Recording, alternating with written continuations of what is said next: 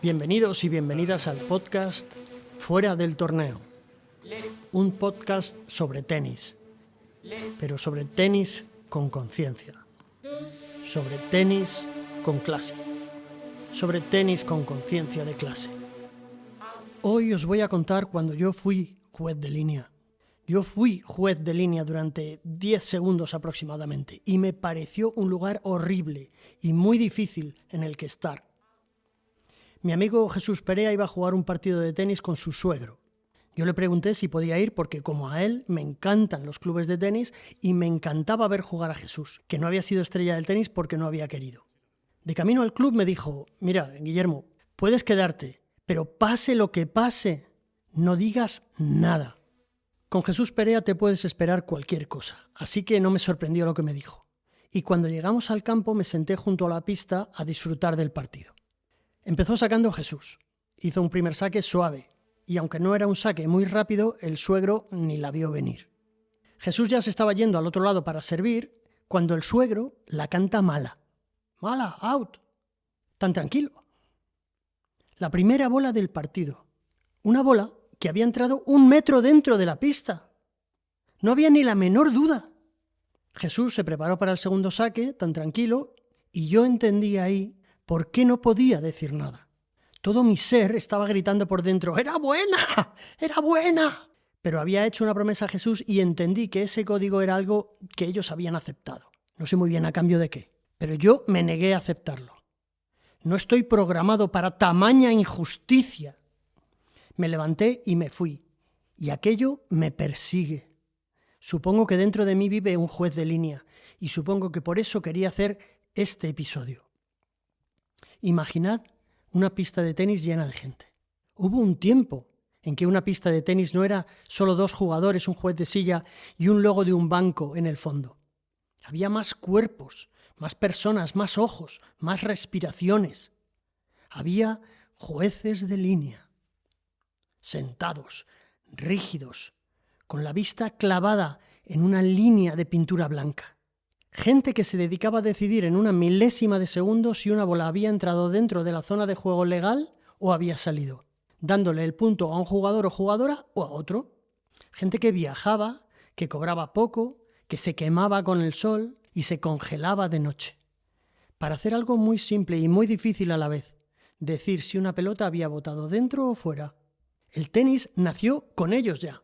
En Wimbledon, en Inglaterra, en 1877, cuando aquello era casi un experimento victoriano, ya había jueces de línea alrededor de la pista, vestidos de oscuro, eso sí, como notarios del juego.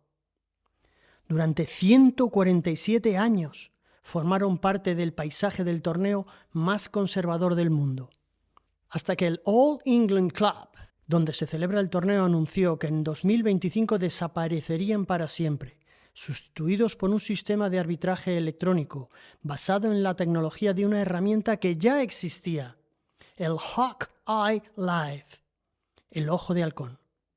Los jueces de línea no eran un añadido estético, eran una parte fundamental del cuadro. Y ahora ya no están. Durante décadas, los jueces de línea fueron voluntarios del club, socios respetables que se sentaban en la pista central el fin de semana del torneo local. Pero cuando el tenis se profesionaliza, en el siglo XX, esa figura se convierte en un oficio, en un trabajo. Los grandes torneos empiezan a crear cuerpos estables de jueces de línea. Se definen señales, posturas, protocolos. El juez de silla se convierte en una autoridad visible y los jueces de línea en su coro silencioso o no tanto.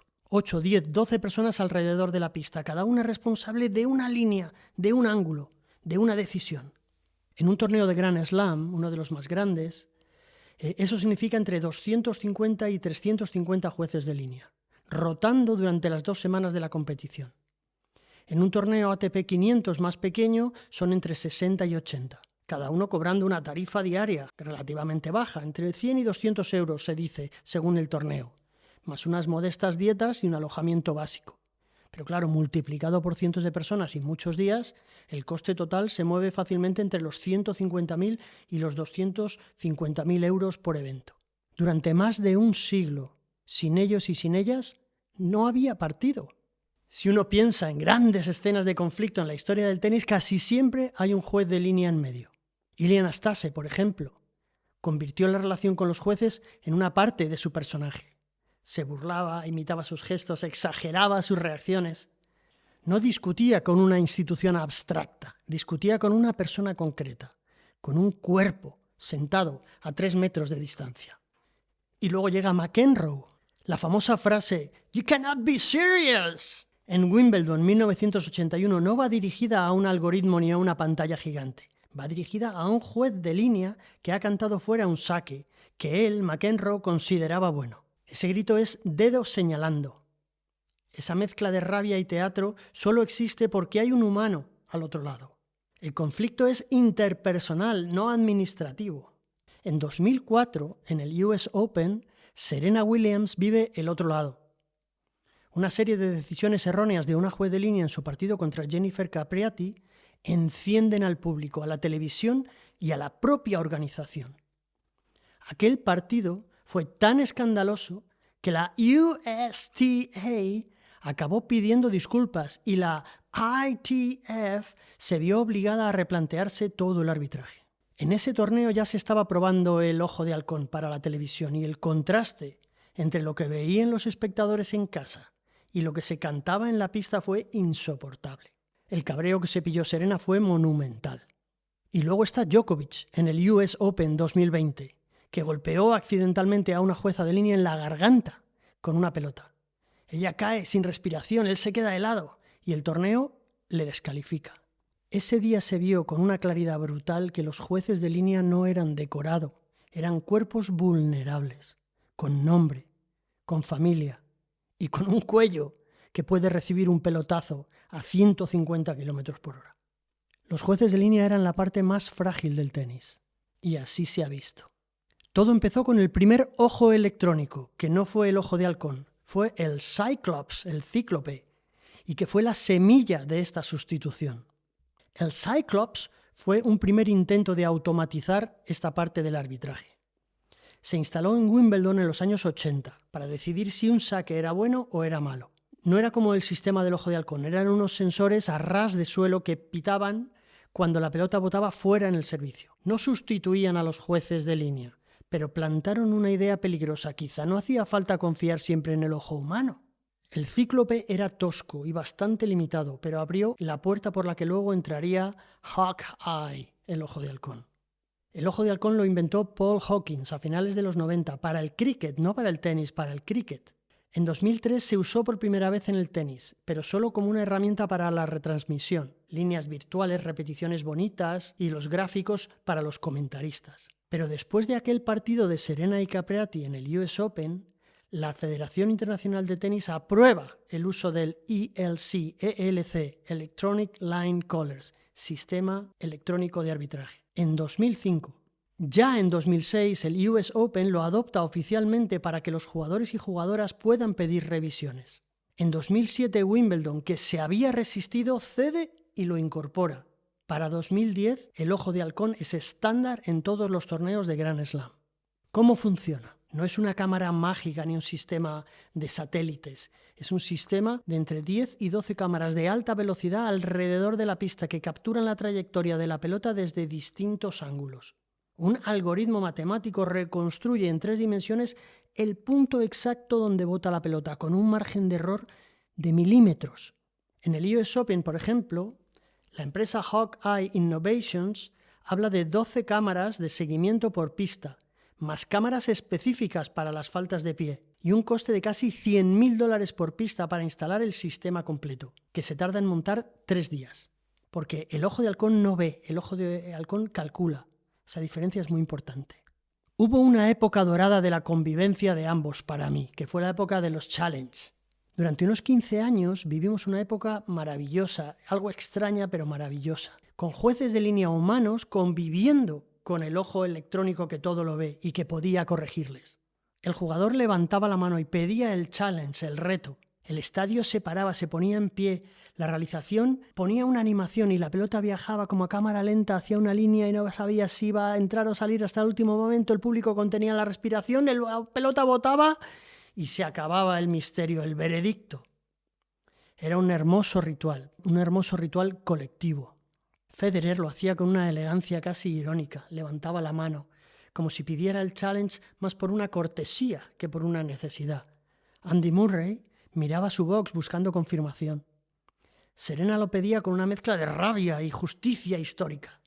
Djokovic teatralizaba cada gesto, cada espera, cada reacción.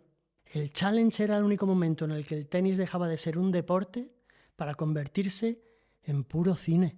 Y paradójicamente esa etapa dorada para mí fue también el laboratorio donde se demostró que la tecnología podía sustituir a los humanos.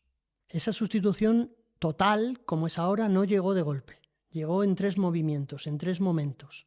El primero, un experimento. En 2017, en el torneo Next Gen Finals de Milán, ya se juega sin jueces de línea, solo con el Hawkeye Live, con el ojo de halcón.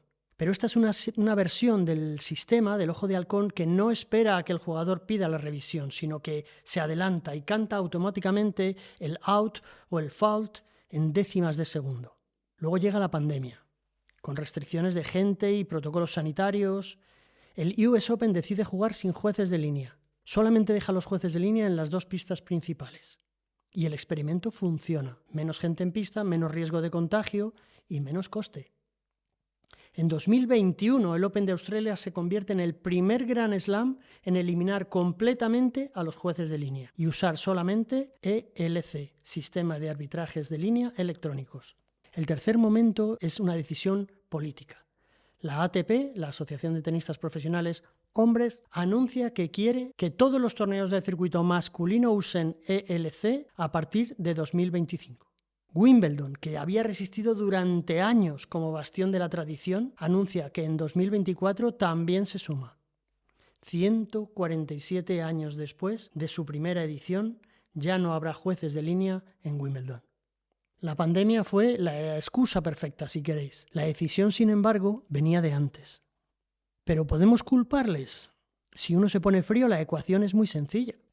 Un torneo grande necesita cientos de jueces de línea. Hay que pagarles honorarios diarios, viajes, alojamientos, dietas. En algunos documentos de federaciones se habla de unos 350 oficiales para Roland Garros, con tarifas diarias en torno a 450 euros para ciertos roles, más unos 120 de ayuda, 80 o así de alojamiento. El presupuesto para oficiales puede superar fácilmente los 3 millones de euros en un Grand Slam, aunque no todos sean jueces de línea, ojo. En cambio, un sistema de ojo de halcón o uno de Fox 10, como el que usa la Mutua Madrid Open, cuesta del orden de $100.000 por pista en instalación, más mantenimiento y personal técnico.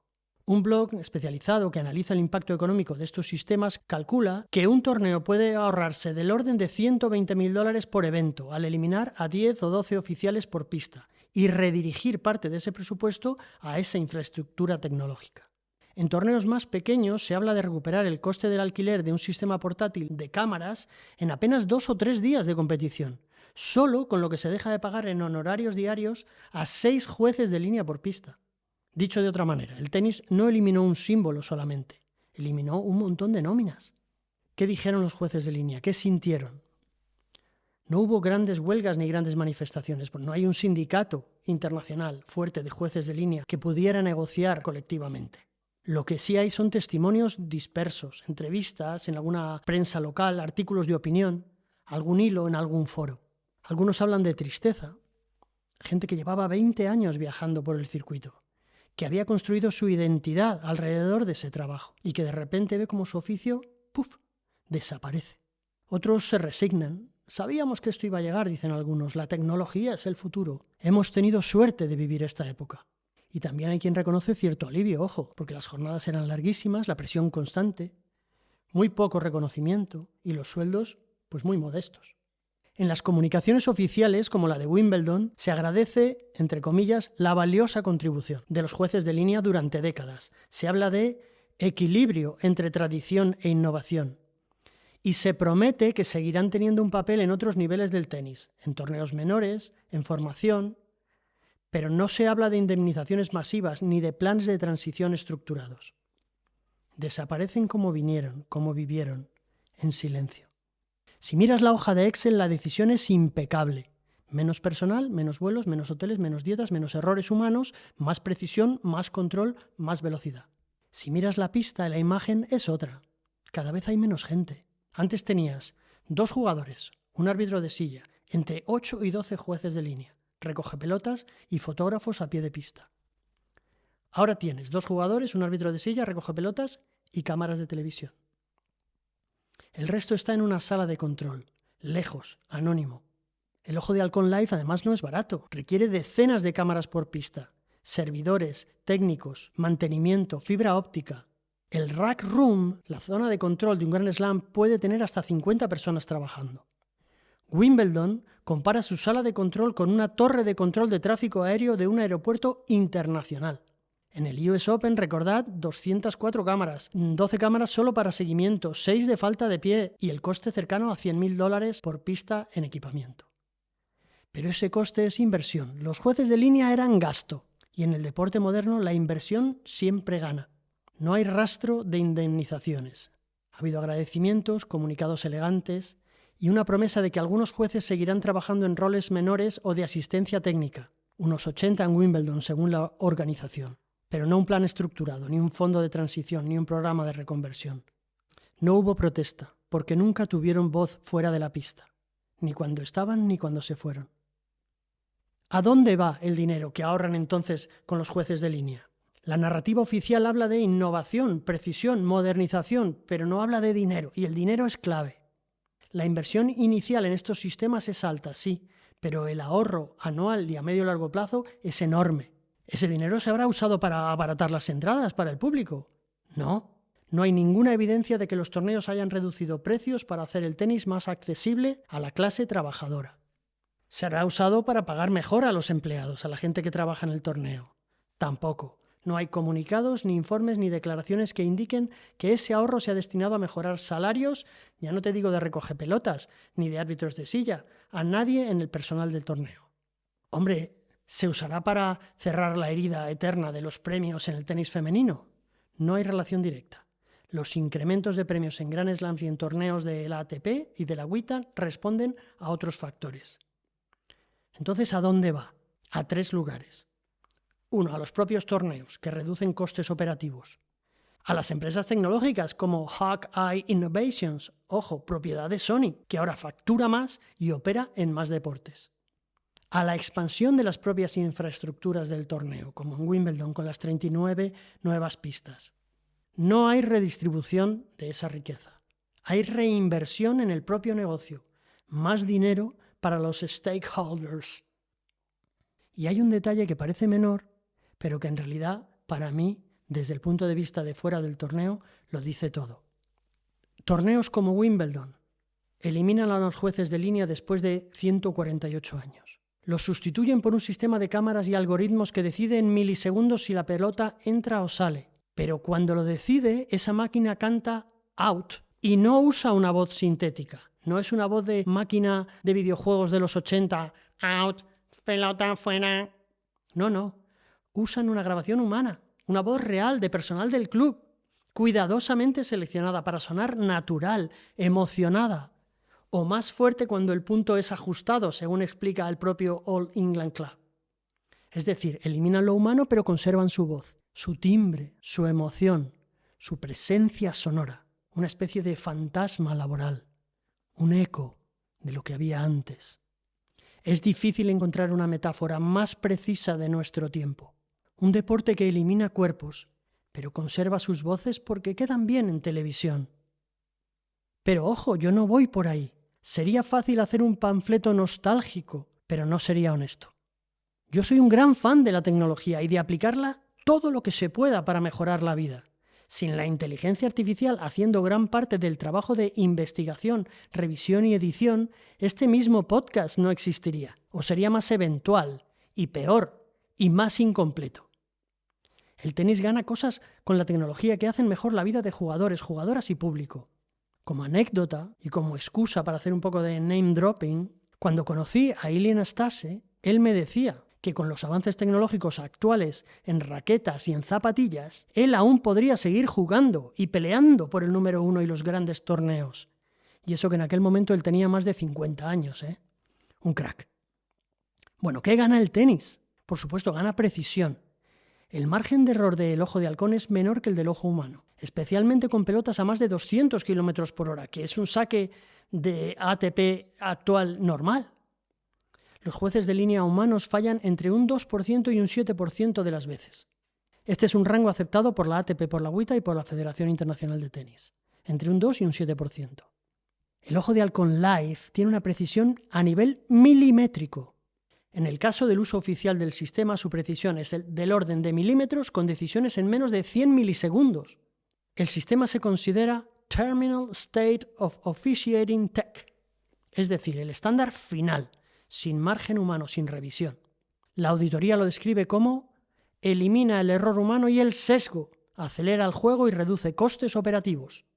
De hecho, el único error grave del sistema que se recuerda en el circuito, que fue en Wimbledon en 2025, en el partido entre Pavlyuchenkova y Kartal, fue un error humano de un técnico que le dio a un botón sin querer.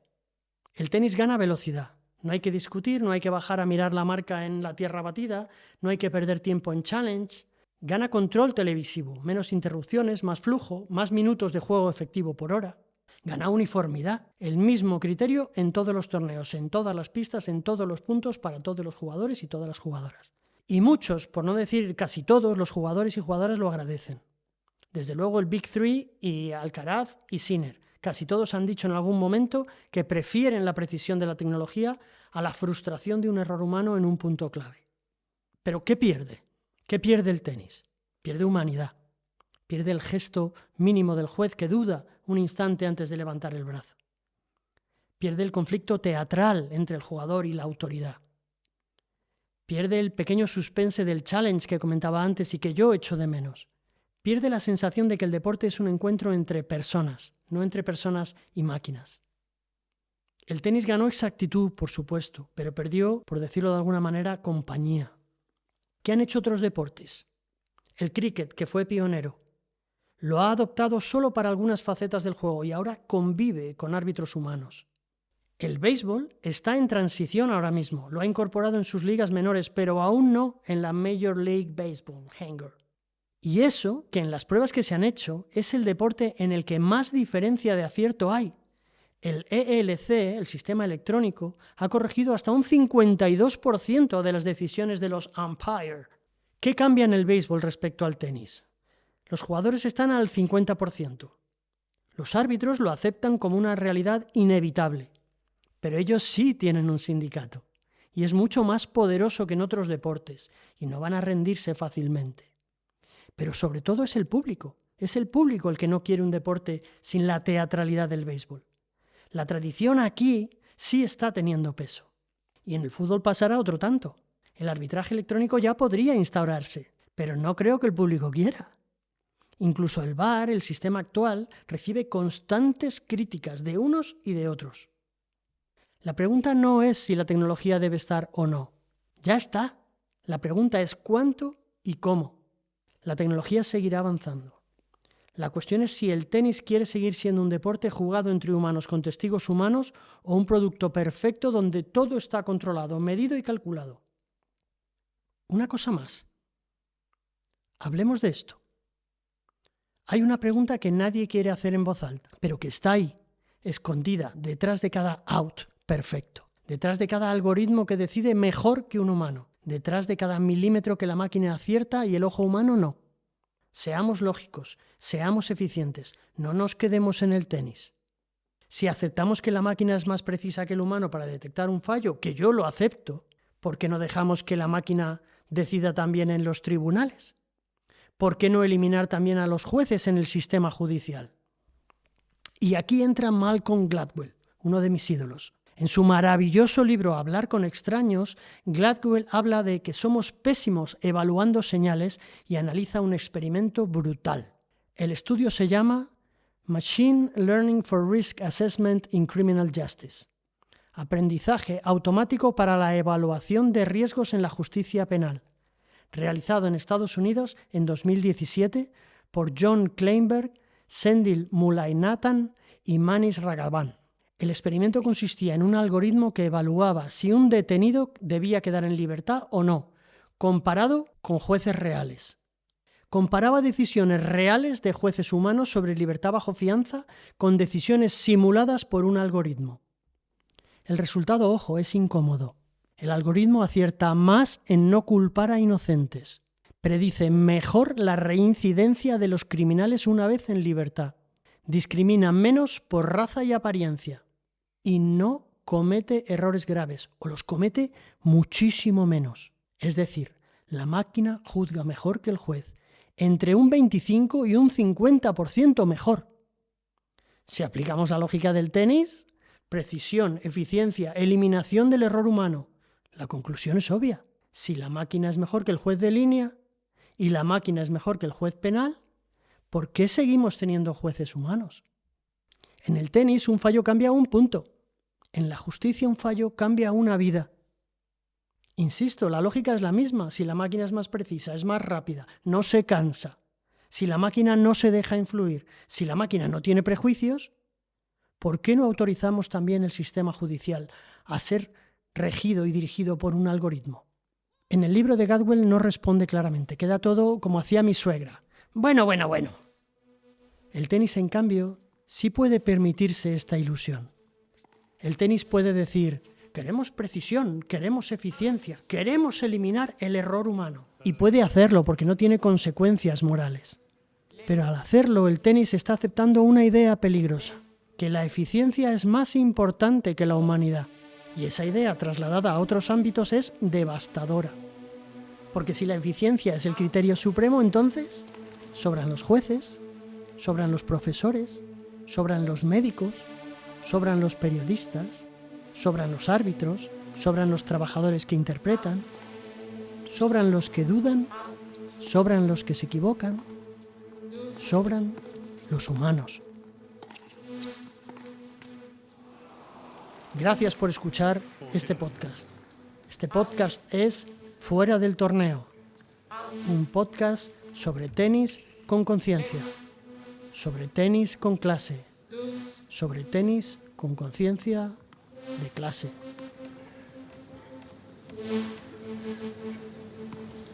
Out.